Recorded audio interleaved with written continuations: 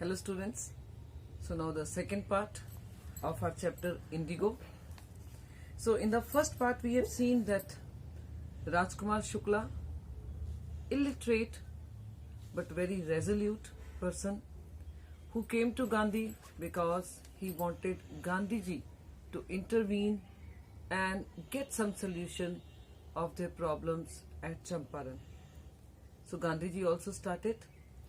So first of all, from Calcutta they started their journey, and their first halt was at Patna because Gandhiji wanted to meet Rajendra Prasad. There Gandhiji experienced untouchability. Okay, then from there they headed for Muzaffarpur. Here he wanted to actually meet lawyers and get some more information, okay, regarding this problem at Champaran. So here, first of all, he had already telegrammed one of his friends whom he had met in Shantiniketan, okay, Professor Kriplani, and then he was received by him along with his students, but he stayed for 2 days at Mr. Professor Teacher, Government School Teacher Malkani's place. Okay, so now we are starting from page number 48. The news of Gandhi's advent. Advent means his arrival. The news of Gandhi's advent and of the nature of his mission spread quickly through Muzaffarpur. Okay, means what kind of work, advent we can say take that way also, that what kind of work he does. So this news that this person who does social work, who can be of great help, this news spread here and there, and people started coming to meet Gandhi. And even not only from Muzaffarpur, people even started coming from Champaran also. Sharecroppers from Champaran began arriving on foot and by conveyance to see their champion. And they had already maybe thought that maybe he is going to be the champion, he will be our leader, and certainly he will be giving us some concrete solution.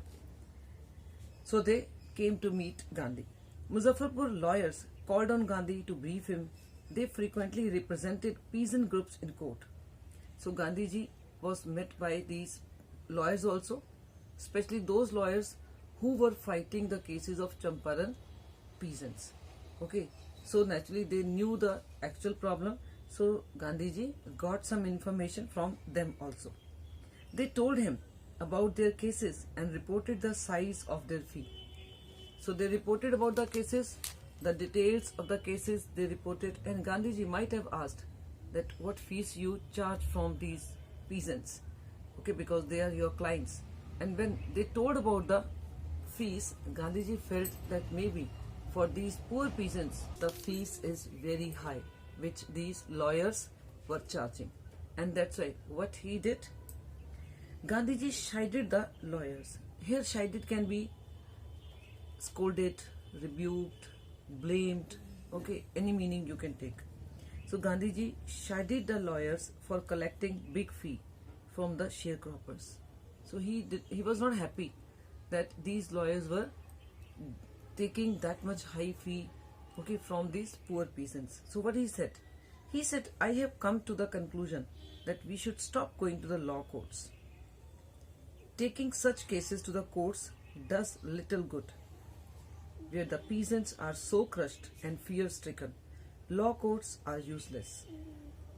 So after discussion, Gandhiji came to one conclusion. And what was this conclusion? Whatever he heard from the lawyers, why they were not able to win the cases in the courts, he came to one conclusion. First of all, he chided them that you should not, take that much charge, that much high fee from them. Secondly, he came to this conclusion that maybe it is useless to go to the courts if these peasants are not able to speak or utter a single word in the courts, okay, in front of the judges. Because these poor peasants, they are so fear-stricken, especially from the Britishers, that they do not speak any word in the courts. So naturally, when they are not saying anything, they cannot hope to win the cases. So Gandhiji now concluded that instead of going to the courts, first of all, they should be taken out of their fears. So he said the real relief for them is to be free from fear. So this is what he concluded, that first of all we should do something in such a way that these peasants are no more afraid of the Britishers. Most of the arable land, arable means fertilized land, means that land which is fit for cultivation, arable land. Most of the arable land in the Champaran district was divided into large estates owned by Englishmen and worked by Indian tenants. Now this is something in detail that what is the position in Champaran as far as land is concerned, as far as this sharecropping is concerned. Actually here in Champaran district, the land is owned by Britishers, means owners are the Britishers are the owners, okay, according to the papers, and Indians, they are mere workers on the land. And when they work on the land, okay, they grow everything for the Britishers, and then they don't get money for working on the land. Rather, they are allowed to get the share from the crop, whatever they grow. Okay. The chief commercial crop was indigo. And here, commercial crop is indigo. Whatever other things they grow, this is not commercial. Commercial means it's not if they are growing vegetable on the land, they go to the market and sell the vegetable and get the money and then they share the money with the Britishers. No, this is not happening. Actually, on 85% land, they were allowed to grow anything, whatever they want to grow. So here they will be giving share to the Britisher, who is the owner of the land, and then they will be taking the share for themselves also. So this way it was sharecropping. Okay, so whatever crop they grow, they will be taking the share, maybe equal share, okay, or maybe some part, whatever. And then this is happening on the 85% of the land.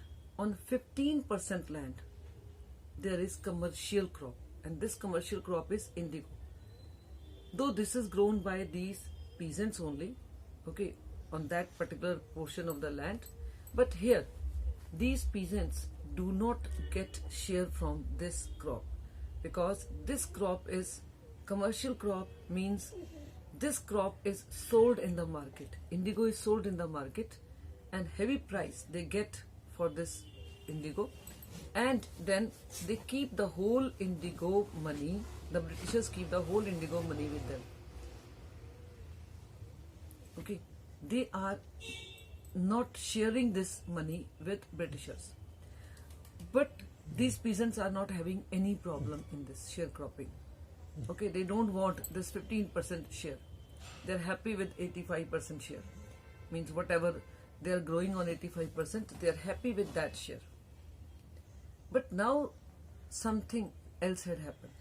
Suddenly one day, these Britishers offered to these Indian peasants that now we, because for last many years we were getting the huge profit from the indigo, now we think, we have decided that it's your turn to get now huge profits.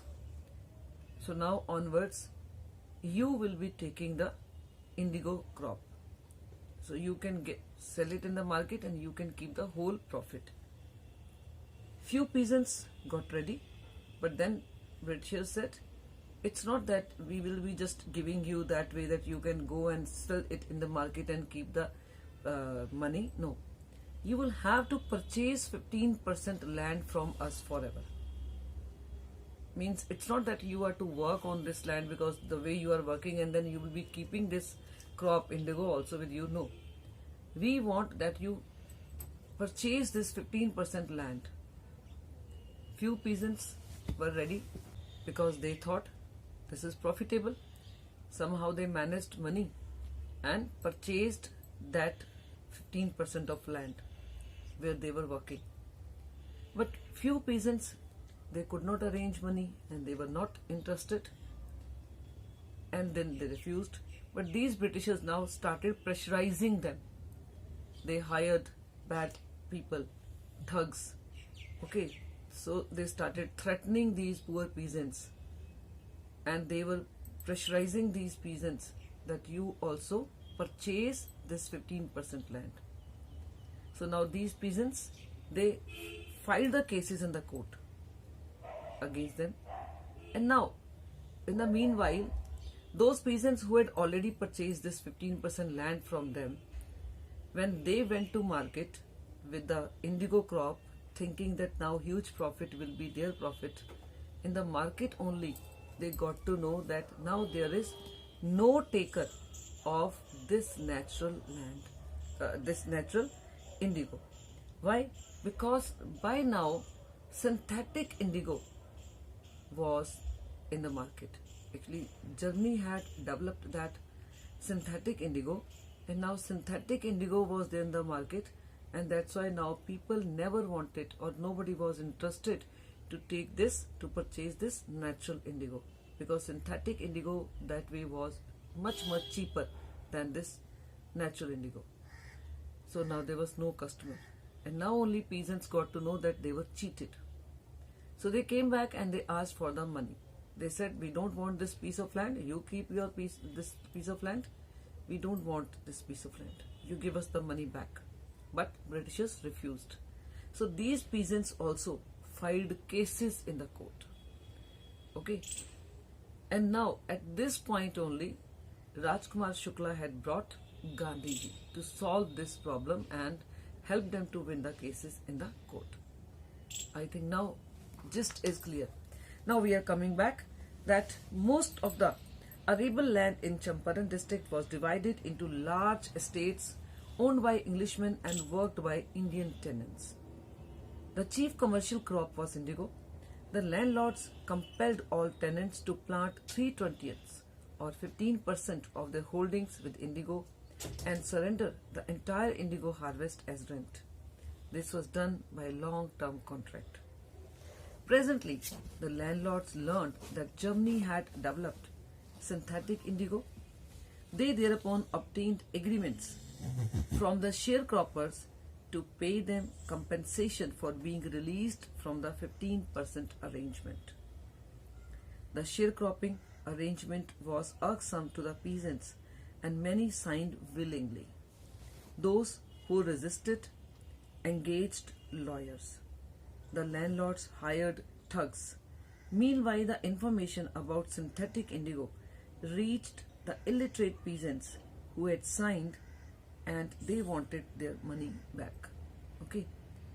So earlier they were ready to purchase this land, because otherwise also they were working on the land, they were growing indigo, but now they were ready that okay, this indigo profit they will be keeping. But then in the market when they went, they got to know that now there is no taker. So they wanted the money back, but Britishers refused, and that's why they also hired the lawyers. At this point, Gandhi arrived in Champaran. Okay, so this much has already happened. They had already hired lawyers. They were already fighting the cases in the courts. But because no result was coming, that's why Rajkumar Shukla had brought now Gandhi. So Gandhiji arrived at this point in Champaran, though Gandhiji had never heard about this place before. He began by trying to get the facts. First, he visited the Secretary of the British Landlords Association. Now you underline this. Okay, Secretary of the British Landlords Association.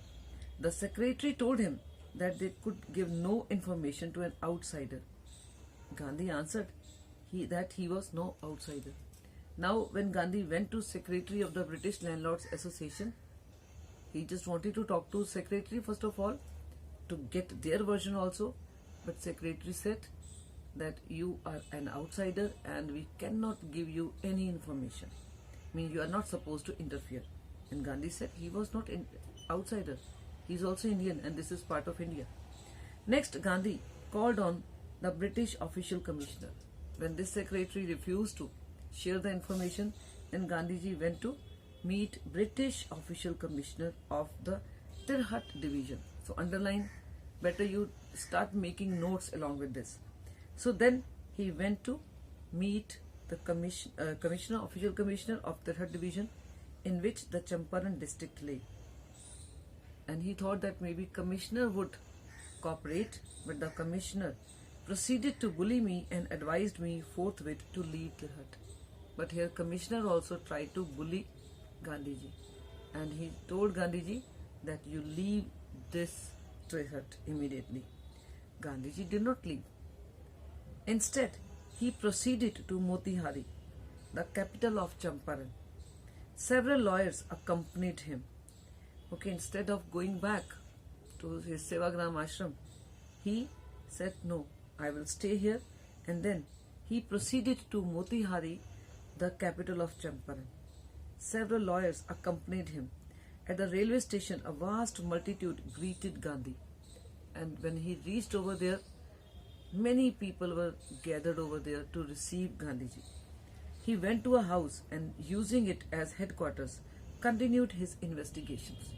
So there he stayed, and now he started collecting the data, the information, okay, so that he could go to court.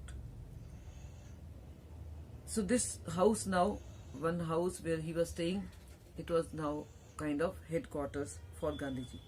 A report came in that a peasant had been maltreated in a nearby village. When he was staying over there, collecting the information, collecting the whole data, then one day he got to know that in the nearby village, some peasant was maltreated by Britishers. So Gandhiji decided to go and see the next morning. Okay. And next morning he started out on the back of an elephant. He had not proceeded far when the police superintendent's messenger overtook him and ordered him to return to town. He wanted to go and meet that peasant in that village, but on the way only the police stopped him. Okay, they never wanted Gandhiji to go over there. So the police superintendent's messenger, he reached over there and he told Gandhiji to return to the town. Gandhiji complied.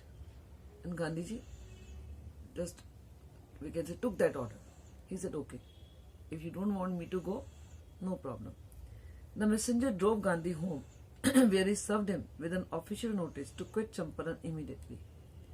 Though Gandhiji came back, he did not meet that person, that peasant, but still, Gandhiji was served with one notice, official notice, which said that Gandhiji should immediately leave Champaran. Gandhiji signed a receipt for the notice and wrote on it that he would disobey the order. So here Gandhiji received this order. He signed it, which showed that he has taken the order. Okay, he has received the order. But then he wrote this also on the back of this order, that he is not going to leave Champaran. That way he will be perhaps disobeying them. In consequence, actually when he said that I'm not going to leave this place, so in consequence, as a result, Gandhiji received a summons to appear in court the next day. So Gandhiji received one summon, okay, one notice, which said that he is supposed to appear in court in front of the judge. All night, Gandhi remained awake. He telegraphed Rajendra Prasad to come from Bihar with influential friends. He sent instructions to the ashram. He wired a full report to the viceroy. So now when he got this, that next morning he is supposed to appear in front of the judge, actually he knew it very well that this is what was always happening in India, that if someone is called in the court, not arrested, just called in the court, even then, one thing was sure, that he would be arrested from there. So that's why he thought that maybe he will also be arrested from the court and he will never come back. That's why the whole night Gandhiji worked. And in what way he worked? He telegraphed many people, many lawyers, okay, especially Rajendra Prasad, and he asked him to come immediately. Then he telegraphed those influential friends also, maybe who could be of help to him. Then he telegraphed his ashram also, because there also maybe he wanted to tell that maybe it may take some time now for him to come back. So he instructed them to take care of the ashram and everything. And then he sent one full report to the viceroy also, that this is what is happening and this is what now I have got the notice. I think we should stop here only. Okay. And now these two videos are with you, and I must say, please go through it, the whole video. Don't do it just listen to the first few minutes and then you think, okay, now I know. No, because you get RTC also, and for the RTC work especially, you need to know the explanation of each and every chapter. So you should remember one thing, that otherwise maybe on YouTube you can get many videos for these chapters, but more or less these videos are either having summaries or they are in Hindi. Okay, explanation in Hindi, though you are to write your answer in English. Okay, that's why I don't want you to learn everything in Hindi. I'm giving you explanation of each and every line. No other video you will see this way, where you are given explanation of each and every line. So please watch full video if you want to get good marks. Okay, though I am doing my work, you also should do your work. I hope you have understood.